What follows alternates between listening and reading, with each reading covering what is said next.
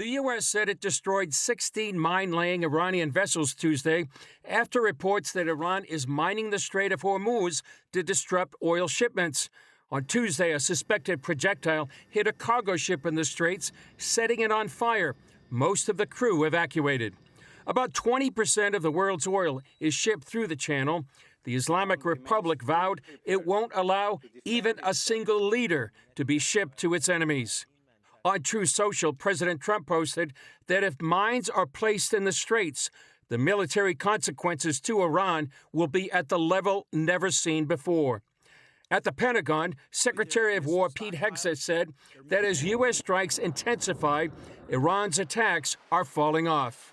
Today will be, yet again, our most intense day of strikes inside Iran.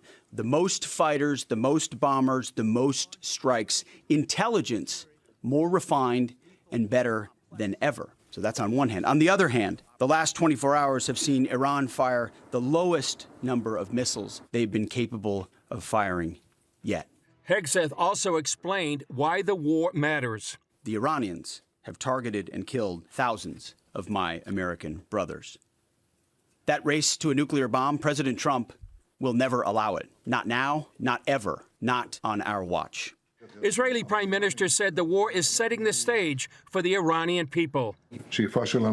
Our aspiration is to enable the Iranian people to throw off the yoke of tyranny. In the end, it depends on them.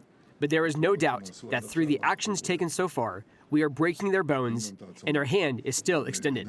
But some Democrats warn of U.S. boots on the ground. We seem to be on a path toward deploying American troops on the ground in Iran to accomplish any of the potential objectives here. At the White House, CBN News White House correspondent Kelly Wright asked Caroline Levitt about the reasons for the war. But have people forgotten just how imminent that threat was if they keep saying death to America?